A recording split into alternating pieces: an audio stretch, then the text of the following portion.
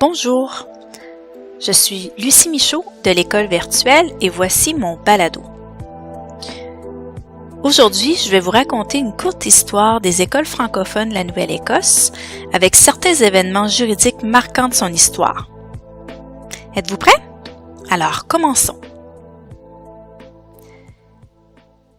Les Acadiens revinrent s'installer tranquillement au début des années 1764, après le traité de Paris. Pendant plusieurs années, seuls les protestants pouvaient construire des écoles. Ce n'est qu'en 1786 que les catholiques, qui étaient des Acadiens, Irlandais, Écossais, pouvaient avoir leurs propres écoles. Malgré ce droit, les écoles acadiennes se tissèrent très lentement. Pourquoi? Car les Acadiens n'avaient vraiment pas la tête à ça tout de suite.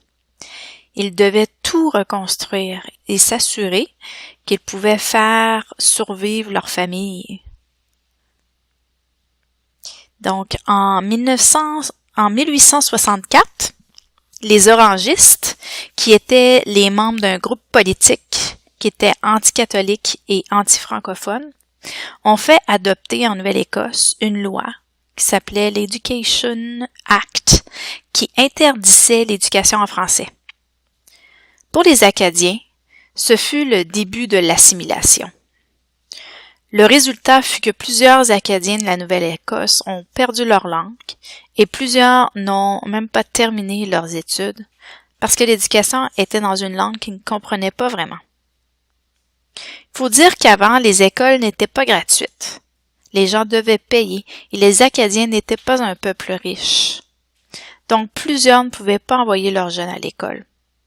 Je dois aussi dire que malgré cette loi, il y avait quand même des enseignants qui ont enseigné en français dans certaines écoles, puis ce que j'ai lu, c'est que quand ils savaient qu'il y avait des commissaires qui sont un peu comme des polices de la commission scolaire, passaient dans le coin, ils s'assuraient de parler en anglais cette journée-là.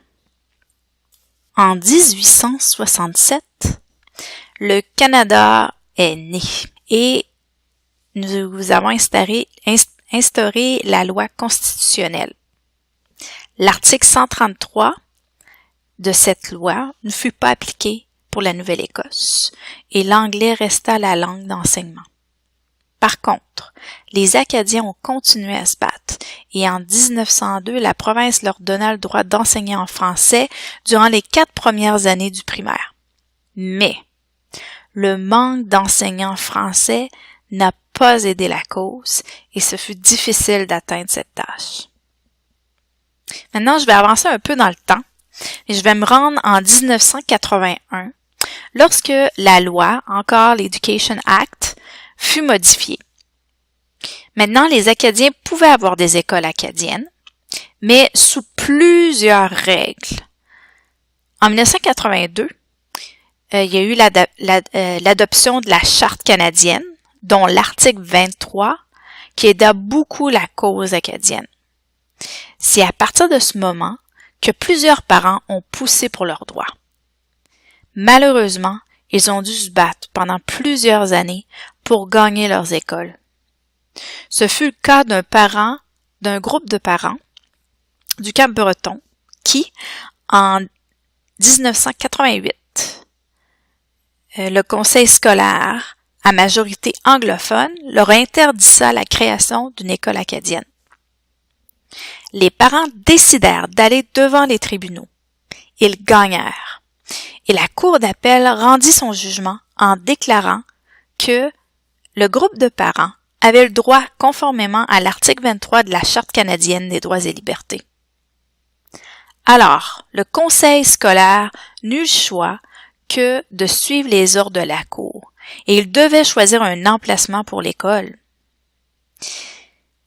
Le conseil décida de choisir un terrain vraiment à l'extérieur de la ville de Sydney où la plupart de ces parents-là vivaient.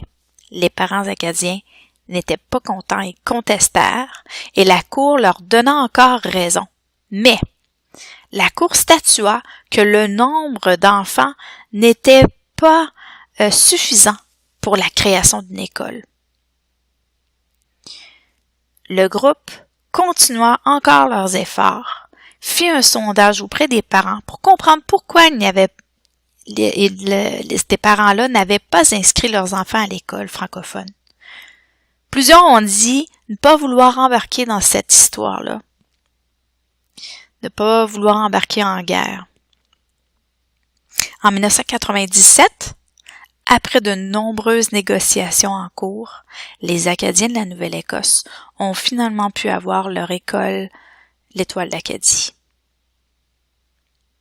Entre-temps, le Conseil scolaire acadien provincial fut mis en place en 1996 pour assurer la création d'écoles francophones. Malgré cela, il restait encore du chemin à faire, car il y avait encore des Acadiens qui suivaient des cours de français dans une école anglaise. En 1998, la Nouvelle-Écosse ne s'était pas encore conformée à la Charte de 1982. Imaginez, 16 ans avaient passé.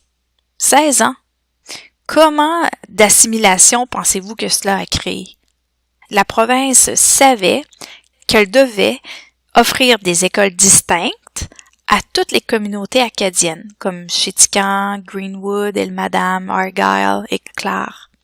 Mais c'est comme si elle préférait se fermer les yeux et laisser le temps passer. Donc, en 1998, un groupe de parents acadiens ont décidé de prendre la situation en main et d'apporter la province en cours. Ils lui ont revendiqué la création de 5 écoles secondaires dans 5 différentes régions. La province fut d'accord avec la demande, mais, encore une fois, ne fit rien pendant plusieurs années. En juin 2000, le juge néo-écossais de première instance, Arthur Leblanc, qui est maintenant notre lieutenant-gouverneur, a donné raison aux parents et a même ordonné à la province de lui faire suivre des rapports de la progression de ces écoles afin de s'assurer que cela se faisait. La province n'a pas aimé ça du tout et elle est allée en cour d'appel. La cour d'appel lui a donné raison et le cas est allé jusqu'en Cour suprême du Canada. À ce point-ci, la Fédération des parents acadiens de la Nouvelle-Écosse est venue en aide aux parents financièrement pour s'assurer que la cause se faisait entendre. Bon, je vais arrêter l'histoire ici, car je veux que tu lises la décision des juges de la Cour suprême que je t'ai mis dans le cours. J'aimerais terminer ce balado en félicitant tous les efforts qui ont été faits et qui continuent à se faire.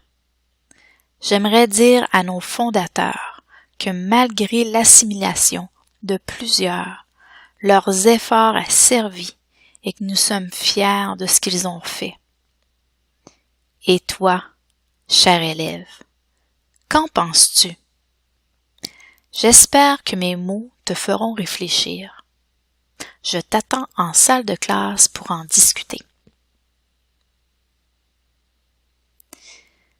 Ceci conclut ce balado sur les écoles acadiennes en Nouvelle-Écosse.